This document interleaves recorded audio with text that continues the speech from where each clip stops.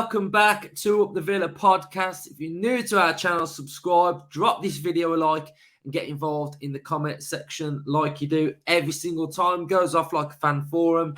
We've got some very, very happy Villa fans in the comment section as well. So keep your positivity flowing. We are so close to 10k subscribers. So hit that subscribe button, subscribe to the channel, and up the Villa. So on this one, we're going to have a little bit of a debrief from the Brighton game. We're going to have a little bit of a chat about Unai Emery. We're going to have a little bit of a chat about the season so far, and then we're going to finish off with my expectations and what I think the club's expectations should be for the rest of this season. But I am one happy Villa fan with the way it's gone since Steven Gerrard got the sack. To be fair, I think we've won 3 out of our last 4 games, which speaks volumes. It's absolutely massive. And I think it's a testament to the players and especially Unai Emery as well. But I think that the players' application, the way they've gone about things, and to me, you hear the phrase "new manager bounce" quite regular when a team sack their manager, and that's what you want, and that rightly so. That's what anyone wants. But for me, this doesn't feel like a new manager bounce at all, because I'm seeing so much good stuff. And we all know we've got an elite manager as well, so we know there's better things to come. But it just doesn't feel like a new manager bounce for me. It feels bigger than that. It feels a lot bigger than that. So I'm really, really happy. Looking at 2 Premier League games under Unai Emery, 2 wins, both different as well. Both had to be different. We couldn't just apply ourselves the same as what we did against Manchester United. We had to do things differently against Brighton, and that is what pleased me as well. So we'll get into the debrief then, and then we'll touch on all of the other different topics that I spoke about as well then. So we'll go through on Up the Villa podcast standards, some of the things that I normally show you. So average player positions did look a little bit asymmetric to me. I mean, I'm getting that 4-4-2 asymmetric vibe. Yes, this area probably looks a little bit weird, but we've got that sort of what we was expecting with the right-hand side pushing up a little bit more, and then it's sort of heavy on the opposite side as well, attacking-wise. So 4-4-2, asymmetric vibes, that's what I'm feeling there. Some of the stats from the game: we had 35% possession. We had more shots. We had the same amount of shots on target. And we also hit the woodwork once. We had 5 shots from inside the box. And then we predominantly attacked, like you can see from the average positions, predominantly down the right-hand side of things. So those are some of the key things to have a little bit of a look at. So let's go down and have a look at, break down some of the key things that happened in this game. And the first thing that happened, oh my days, at this moment in time, I thought we'd been cursed by Robert Olsen, to be fair. I thought we'd got a new Aston Villa curse. But, I look at this, and we are trying to play out from the back. That is going to be one thing that Unai Emery wants us to do, and we are going to get better at playing out from the back. We are going to get better at this. It's going to be new for the players that are having to do it, but we've got to learn to adapt, and we've got to learn to know where the ball is going to go in the right moments as well. So for me here, I would kind of say they're both at fault, if I'm being honest, because Martinez is kicking it into an area where it's heavily congested with 4 Brighton players in the middle of the park there. We're outnumbered in midfield here, 2-4. I think Dougie Luiz has got to expect that ball is going to potentially come into him, being in a double pivot. We did see in the game as well that after this moment, I was watching Luiz and I was watching what he was doing, and he was coming and showing for the ball as well. So I think it might have been a tactic that Dougie Luiz had to come and show for the ball and pick up off Martinez, because what I saw after this, I saw Luiz coming and picking up that ball. So that is why I'm saying they're both at fault. And I did feel that Luiz was sort of caught on his heels a little bit, because if you see from this slide here, the ball has just left Martinez's feet, and he looks a little bit flat-footed to me. And then here, it looks like he's doing everything he can to try and get anywhere near that ball, because all I feel like he has to do is, if he can win this ball, just knock it to Luca Dean. Just knock it, do a little pass here to Luca Dean, and we're comfortable. But we sort of get bullied on the ball, and it's a massive problem, because what Brighton do really well here, they're pressing really well, and they've got players around the ball. And you'll see something similar in a little minute. So one of the big things that happened as well, I was really pleased with, was John McGinn getting further forward, busting a gut to get on the end of that ball. And again, look at the Villa's formation, 4-2-2-2. So we're attacking narrowly in the 4-2-2-2. McGinn is busting a gut to get to this ball, and he does get a touch on it, and we do win the penalty. So I love that from McGinn. I thought McGinn had a brilliant game. Now, if you see similarities between when Brighton got the ball from their press, if you look at the Aston Villa one, here, we win the ball back, but we've also got players in and around the ball, which is really good as well. So our press is working really, really well here. And I was so pleased that Dougie Luiz can sort of just get, a little bit of a, sort of does something a little bit wrong maybe, but then sort of justifies it and sort of makes up for it as well. So he wins the ball back for Villa, and then it falls to Danny Ings. And, we've said it, haven't we, Villa fans? We've said it. Get Danny Ings in their environments. Get him on the ball there. He sells dunk, and then he slots it away. Absolutely brilliant. And I absolutely love that cheeky finish from him as well.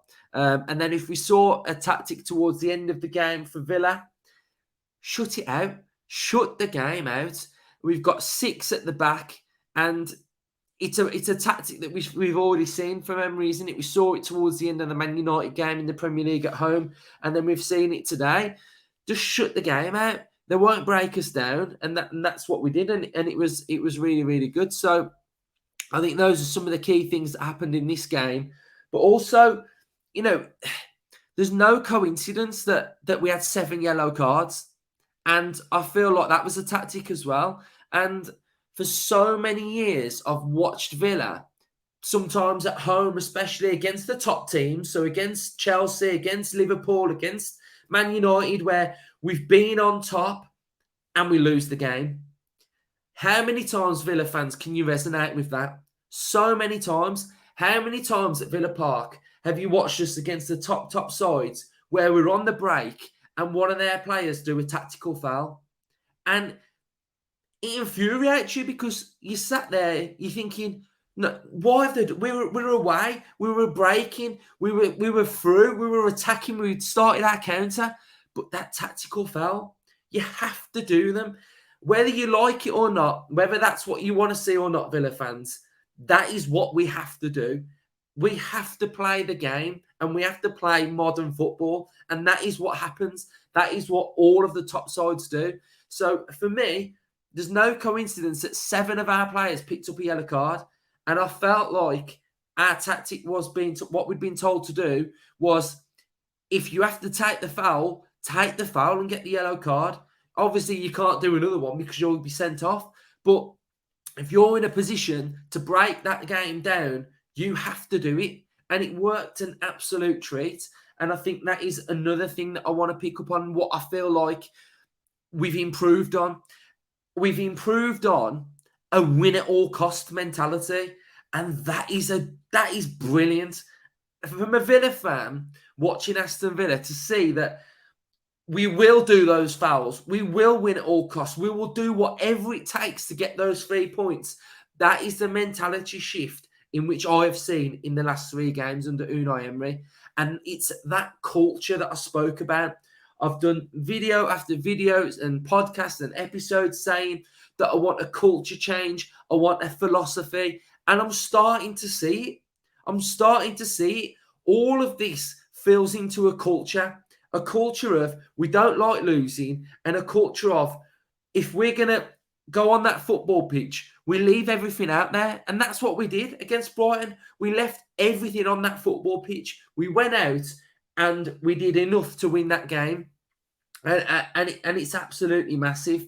I just think it's huge for us to move forward. So I'm really, really happy with the way that we're doing things. So I think that is a massive, massive pointer. So let's just have a little look before we move on to let's have a look at the player ratings from this game as well. So we'll run through the player ratings because I didn't do it yesterday. So I'm going to go with an Emi Martinez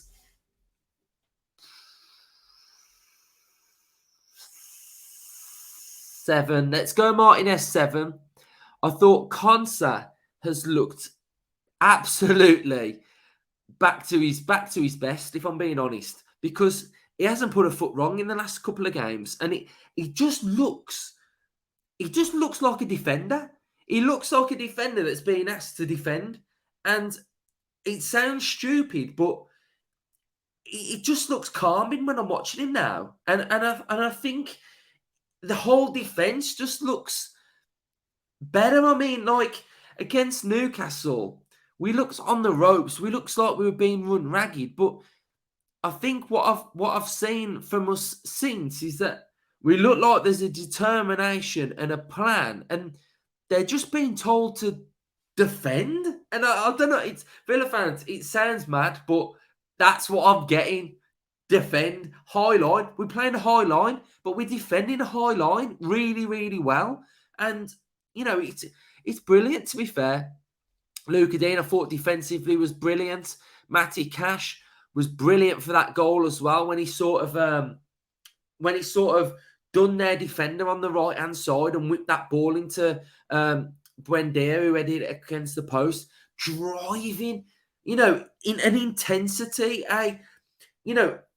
just an intensity to get in the right areas and deliver the cross. And a conviction is the word I'm looking for. Conviction in those areas. How many times have we seen Matty Cash just pinging ball after ball after ball? And it's just like you've been told to just get in there and do it. But there's a real conviction about our fullbacks now, which looks really good. And Tyrone Mings, you know, class. They've both looked good. Konsa and Mings, they've both looked good. Boubacar Kamara, oh my days, he's getting an 8. You know, nicking that ball, winning that ball, being in the right area, coming back from injury. Absolutely quality, absolutely quality. And Dougie Luiz, I think he made up for the little error that I thought the communication between him and Martinez. So, you know, I'll give him a 7. Buendia, I'm going to give him a 7. He did really well for that header that sort of allowed us to set up on that next move. You know, I'm after a little bit more at times, but I think he's working really well for the team. John McGinn gets a 9. And you think a 9, that's a bit high. But it's what he was doing off the ball. It's what he was doing. You know, he was so clever. His game management, McGinn, was phenomenal. I absolutely loved his game management. He did brilliant to win us the penalty. And I was really critical of McGinn. I was really, really critical of McGinn after the United game in the Cup. But he's proved me wrong in one game. So if this is the McGinn we're going to see, then yes, brilliant, right? There's more for McGinn. So plenty to work on now in this break. So McGinn, fair play to you because it was a great game from you. Ramsey, I thought he was a little bit quiet, but you know, he did well, so I'm going to give him a solid 7. Danny Ings gets a 9. I'm going to give him a 9. I thought he was great. I thought his movement was great. How good was it hearing Unai Emery talk about the difference between having to put Danny Ings up front and an Ollie Watkins? You know, the manager just talks sense. Just talks sense. So he had a really good game, took his goal really, really well. Should give him a load of confidence now up the Danny Ings. Ashley Young, when he came on, was brilliant as well at the back. Leon Bailey did really well to win us that corner as well, so I'm going to give him a 7. Augustinson did well, 7. And Cameron Archer leading the line, I'll say 7. And Den Donker can get a 7 as well. So, Villa fans, what have I spoke about? What have I spoke about all season? 6s, 7s, 8s, 9s. Look at the difference between all those player ratings from what we've been seeing this season. The 4s, the 3s, the 2s, the 1s. If everybody's on a 7, you'll do really well and you'll get results in the Premier League. So those are my player ratings. You can go on there and put your player ratings in there as well. So that concludes the debrief. Absolutely buzzing. Massive, massive win. And it's just so important that we got the 3 points. So let's talk about the main man. Let's talk about Unai Emery, right? And I know what some of you have saying at the start when we were linked with him and when we got him, and it's like, I believe the hype when I see it. Let's see how it goes. We've been here before. It's classic Villa. We beat Man United, and some of you were saying, it's just one game. We need to back it up and everything like that. And fair enough for saying it, because we have been crap for years, haven't we? We've been rubbish. We've seen it all before. And when I was talking about Unai Emery, I wasn't just reacting positively just for the podcast. I never do that. I'm just myself on here. This is how I am. This is how I think about Villa. You've seen how I am when we shit. So the Fulham, when I was fuming. You've seen how I am. And I knew we were getting a elite manager. And I knew what was coming, because he's just so good. Tactically, he's phenomenal. He's absolutely phenomenal. And what we're watching is something that I haven't watched in my lifetime as a Villa fan in 2 games. In 2 games, I haven't seen this type of management, this type of in-game management ever at Aston Villa. The way in which the video analysis before the games, how in-depth he is, how he has a plan.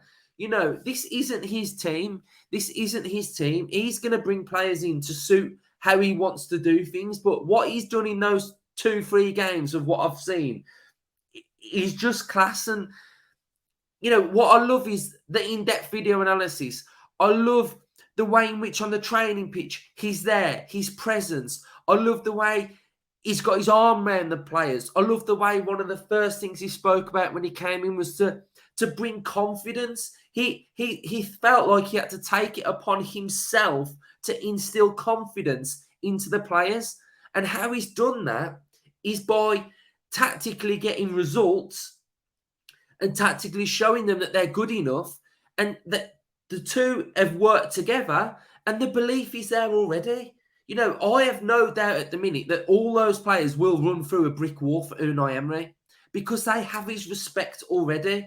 And I think that squad have been craving someone with an ounce of tactical ability and tactical nous to support the players, because at times, to me, it looks like it's been down to the players to go out there and get the results however they can. And football in the modern day is not about that at all. It is not like that at all. I don't know whether it was like that in the 90s or the 2000s, but you can't do that these days. Every team we come up against in the Premier League, they're a unique side. They all play different formations and different systems, and it's down to the manager and the squad to figure out the game plan on how do we adapt to stopping them doing this, and how do we grow into the game, and how do we work ourselves into the game to get the results as well. So I think the two work hand in hand.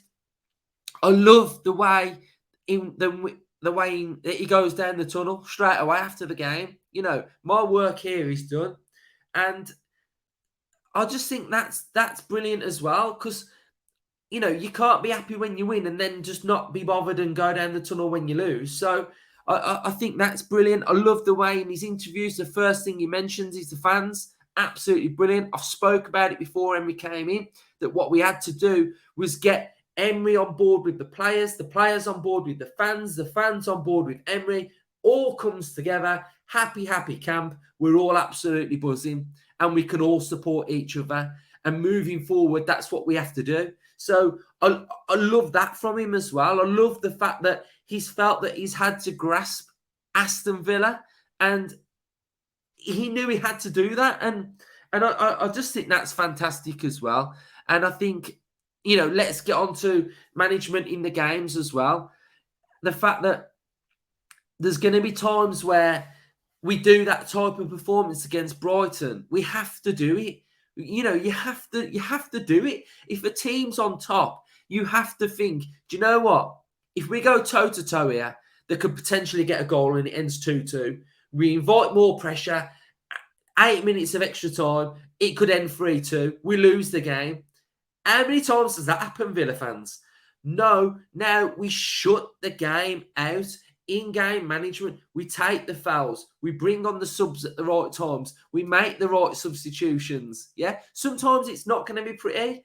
Who cares if it's not pretty if you get the 3 points? I spoke at the start of the season in my season predictions, and I said I wanted Villa to win games 1-0 and play crap because we don't do enough of that.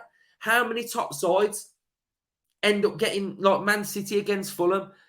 The Man City were poor, but they win the game 2-1. Who cares? You move on to the next one. You'll play better next week. And that's what we've got to do. And that's how we're going to get points. And that's how you're going to move up the table. And that's how you get a level of consistency. Yeah, I want to see Villa blow teams out off the park every single week. It don't happen. It don't happen like that, right? It does not happen. So you look at the game against Manchester United. We're absolutely explosive. We went toe-to-toe with them. We were really, really attacking. And we ended up getting 3 goals, and it was 3-1. Then what did we do? We shut up shop completely. If we didn't get that goal after half-time, I felt like we'd have shut up shop anyway, and we would have had a level of performance like what we saw against Brighton. But what I saw against Brighton is that we're playing bursts, and Unai Emery teams playing bursts of momentum. And what we saw when we got that goal, the Danny Ings second goal, that was our burst. That was our burst of momentum in that game in the second half. We got the goal and we shut it out and we did really, really well. And we knew that if they couldn't go through us, that's go around us. So we thought, right, let's put 6 players at the back, and it worked an absolute treat. John McGinn on that left-hand side, it was absolutely brilliant from him. And for me, John McGinn was a massive reason why we won that game. Tactically, it was class. It was brilliant. So I absolutely love that side of it. So in 3 games, there's aspects of it that I absolutely really, really love. Yeah, there will be times where we can attack a little bit more. We can plan at the counter a little bit more. But I felt in that game, second half against Brighton, we just didn't have that pace outlet, did we? In which we needed. So, yeah, Unai Emery, love it. And what have we said? We've said this break now was all about getting points. Get them points, because look what it does for us now. Right, if I can try and quickly show you. Right, so Unai Emery has come in and got Villa 2 wins. So 2 wins, and now we're on 18 points in 12th place, right? So we are 4 points behind. How many are we actually? So we are 3 points behind Brighton in 7th and 4 points behind Liverpool in 6th place. So my aspirations for this season were for Villa to finish in and around 7th, 8th. So what Emery's been able to do now is get us close to in and around the position in which probably I feel like this squad should be. I feel like at this moment in time, we should be in and around with this squad 7th to 10th. That is where I would say I feel like we should be, but just based on how I feel our squad is and everything like that. So we are 3 points from 7th place, from where I feel like we possibly should be, which is absolutely massive. Now, what does this enable us to do now we've got these 2 wins? And for me, it's to look in one direction, and that is up. We should not be looking over our shoulder now, in my opinion, because this break now of 4 or 5 weeks is going to allow us to completely reset. The season's finished now for me. That part of the season is done and dusted. We've now got a mini pre-season where we're going on this break to Dubai. We're going to have some friendlies against Villarreal and Cardiff, probably some more behind closed doors. Our season starts right now. The Unai Emery season starts on Boxing Day when we come back. And we have an opportunity now to finish in the top half, because I feel like he's going to instill more of his ideas. The press is going to be better. Playing out from the back is going to be better. We're going to be a lot better than what we've already seen. We've got January where we can bring in our own players. And it's not about getting carried away. I don't really want to hear people saying we need to relax and not get carried away, because there are going to be losses. We are going to lose games. But we need to realise that the season's not over now. We can still achieve the ambition of what we want to achieve, and that's to get into the top half. So for me, I'm after now a top half finish. And that's where I feel like we can be, because if, for example, we were still playing games right now, then I would say I would probably be a little bit more cautious, because I would say it's still difficult to instill the ideas, isn't it? But the fact that we've now got this break in which it is like a pre-season, the season starts again. So that just allows us to completely reset. So that's where I feel like it's absolutely massive, and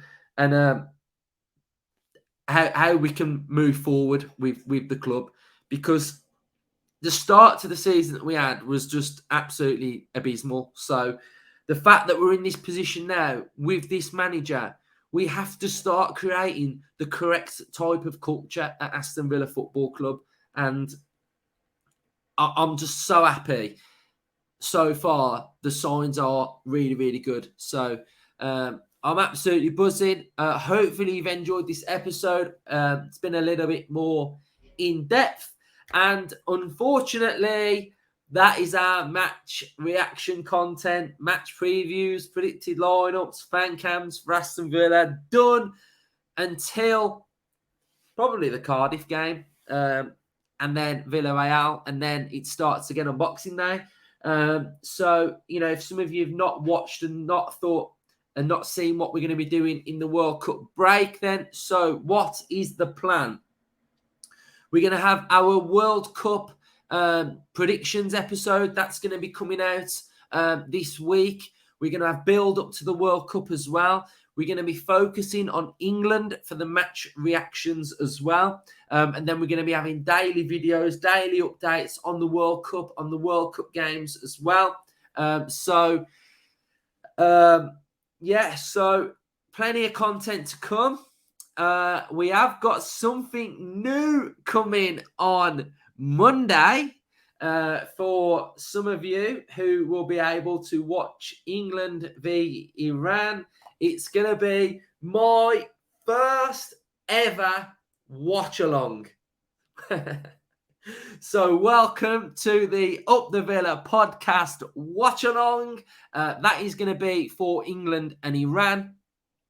So I'm going to be doing that. So we've got loads of content coming, loads of World Cup content. We're going to be reacting to all the different games as well. So not just England. We'll be talking about all the different games as well, and just trying to enjoy football and enjoy the World Cup, because I absolutely love World Cups. And I just love watching all the different teams as well. And it's going to be interesting to, you know, we could maybe do a little bit of a scouting thing as well, where if we look at certain players who look really good and stuff like that. So it's going to be really exciting. plenty of content. The channel's not just going to stop just because there's no Villa. So if you can all subscribe to the channel, and hopefully we'll be in and around 10,000 subscribers as well. So thank you for watching Villa so far with us this season. It's been a bit of a roller coaster. It's been a bit of a shocker at the start, and we all had to dig in it together as a fan base because it wasn't great, was it? It was absolutely horrible. I'd probably say it was one of the lowest points I've been for a while watching Aston Villa, but we've turned the corner. We're in a completely different position now, so I'm absolutely buzzing about it. I'm so happy with the way we go in, the direction that we're going to be going in as well. So I think we deserve it, Villa fans. And just thank you so much for watching all of our content. And if you can continue to support the channel over the World Cup as well, and just watch our videos and just, you know, just enjoy the World Cup. So up the Villa, you've all been brilliant, and we'll see you all soon.